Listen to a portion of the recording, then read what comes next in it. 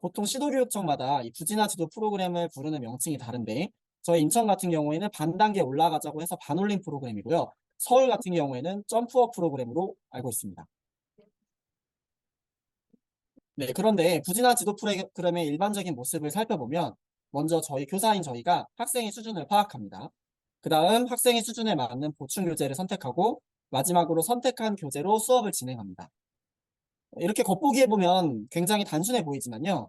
부진화 지도시 교사를 힘들게 만드는 상황을 살펴보면 대부분의 학생들은 선수학습이 잘 되어 있지 않습니다. 분수의 곱셈 단원에서 구구단을 모르는 상황이 이에 해당될 텐데요. 저희가 분수의 곱셈 단원에서 아이들에게 분수의 곱셈을 가르치는 게 아니라 1시간 내내 구구단만 가르치는 경우가 바로 이에 해당되겠습니다. 그렇기 때문에 매시간 교사가 학생의 수준을 파악해가며 특정 학생에게 맞는 개념과 문제를 가르쳐야 합니다. 그렇기 때문에 학생 개개인에게 맞는 별도의 자료를 준비해야 되기 때문에 많은 시간이 소요됩니다. 그렇지만 클래스팅 AI 러닝을 사용하면 먼저 진단평가를 통해 선수학습 결손 부분을 분석하고요. 두 번째는 결손된 선수학습 부분을 학습합니다. 마지막으로 모든 결손이 보완된 이후 보온차시 학습을 진행합니다. 네, 그러면 구체적으로 AI 클래스팅 AI 러닝을 진입을 해서 이 부진화 지도 프로그램을 어떻게 지도하게 될 수 있는지 그 과정을 보도록 하겠습니다. 네, 첫 번째는 선수학습 결손 부분 분석 단계인데요. 본 화면은 학생이 개설된 학급에 진입한 이후 첫 보는 장면입니다. 저희는 수학 부분을 부진화 프로그램으로 선택했다고 가정했기 때문에 이 수학 버튼을 누르면 다음과 같이 단원이 나오는데요. 이 단원은 교과서의 구성과 마찬가지로 1학기 6단원, 2학기 6단원, 총 12단원으로 이루어져 있습니다.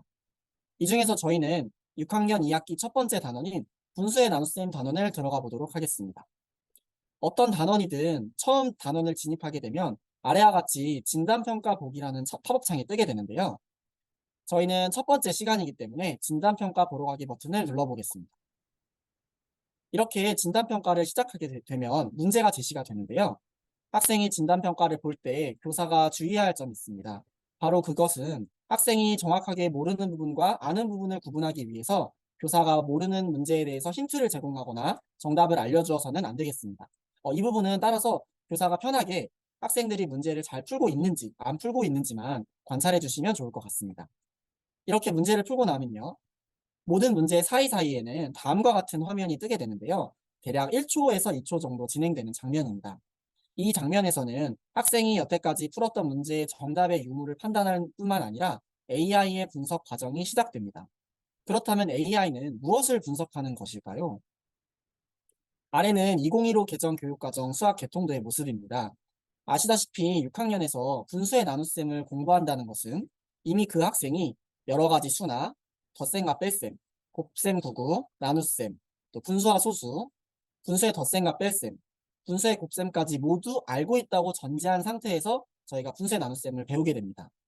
여기서 AI가 분석하는 것은 특정 학생이 어떤 학년의 어떤 내용 요소는 알고 있는지, 반대로 어떤 학년의 어떤 내용 요소는 모르고 있는지를 구별하는 것입니다. 그래서 다시 문제로 돌아가 좌측 상단을 보시면 현재 AI가 분석하고 있는 영역이 표시됩니다. 그런데 저희는 6학년 2학기 첫 번째 단원이 분수의 나눗셈이라고 되어 있는데요. 왜 다시 분수의 나눗셈을 물어보는 것일까요? 그것은 6학년 1학기 때도 분수의 나눗셈을 배우기 때문에 6학년 1학기에 배운 분수의 나눗셈을 제대로 기억하고 있는지 물어보는 차원에서 좌측 상단과 같이 분수의 나눗셈을 묻는 문제가 제시된 것입니다.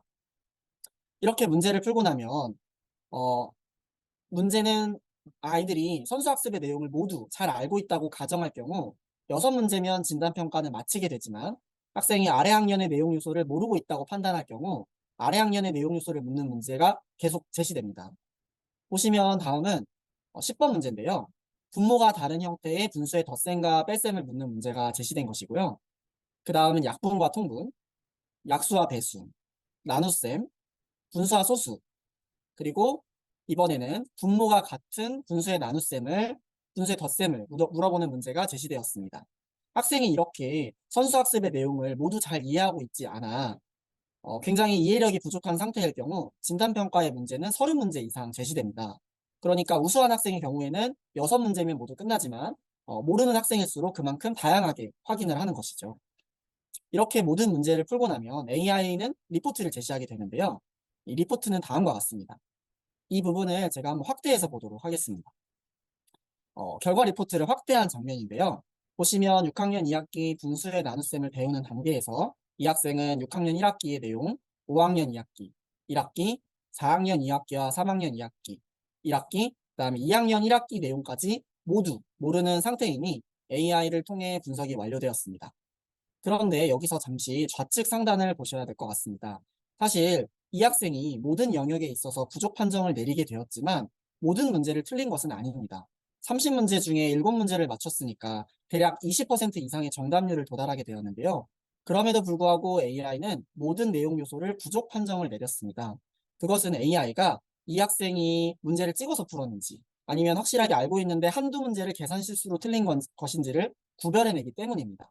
따라서 현재 AI는 이 학생이 7문제는 맞췄지만 해당 영역에 대해서 이해가 부족한 상태라고 판별한 것입니다. 그렇다면 저희는 무엇을 공부해야 할까요?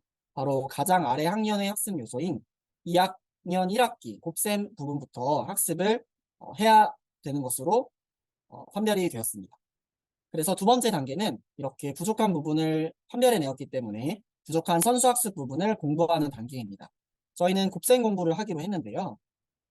이렇게 곱셈 부분의 학습에 대해서 확인 버튼을 누르게 되면 다음과 같이 한 세트의 10문항 문제가 제시됩니다.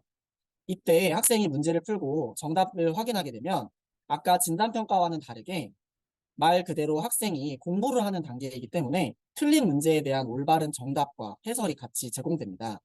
따라서 이 과정에서 옆에 있는 선생님께서 혹은 수학 도우미 등을 붙여서 모르는 문제에 대한 해설을 도와줄 수 있습니다. 이렇게 문제를 모두 풀고 나면요. 다음과 같이 정답률이 제시가 되는데요. 정답률은 10%입니다.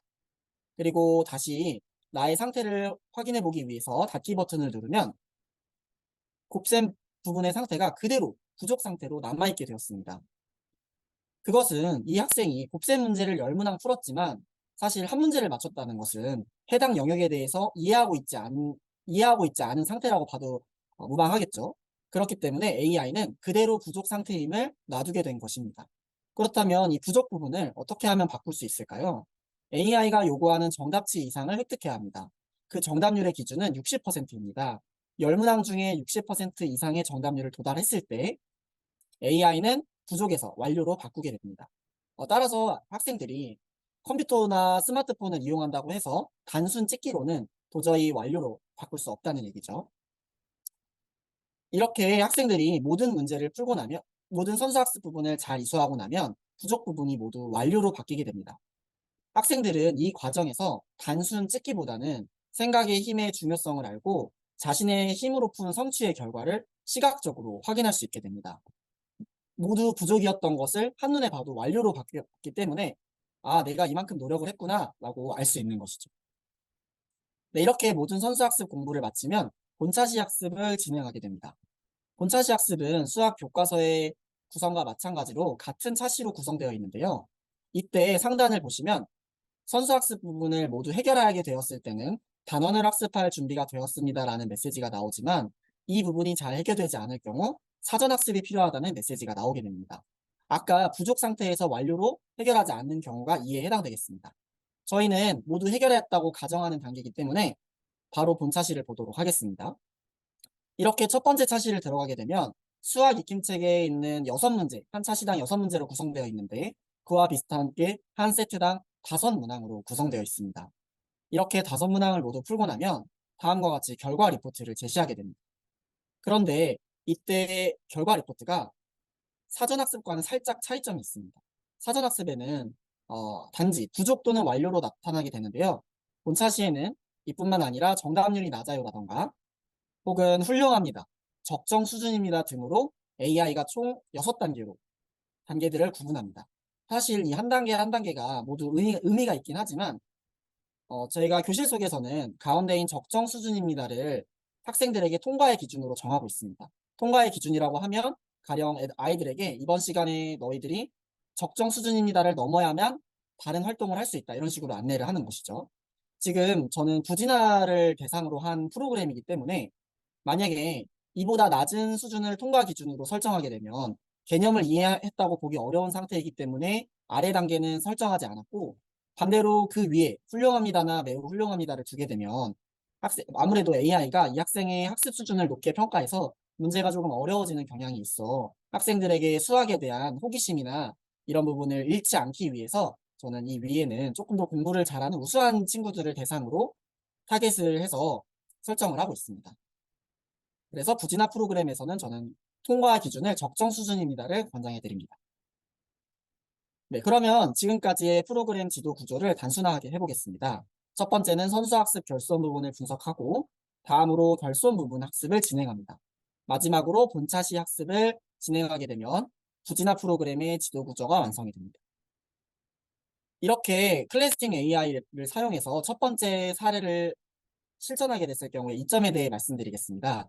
먼저 학생 관점에서 보면 학생의 현 수준을 해당 단원과 연관지어 정확하게 진단할 수 있습니다. 두 번째로 학생의 수준에 맞는 학습이 가능하고요. 마지막으로 학습 결과를 시각적으로 제시함으로써 성취 정도를 눈으로 확인할 수 있습니다. 반대로 교사의 관점에서 봐도 교사가 학생 수준을 구체적으로 분석하지 않아도 되고요. 또 교사가 매 시간 무엇을 공부시킬지 고민하지 않아도 됩니다. 마지막으로 학생에게 최적화된 교육 방향을 제시할 수 있습니다.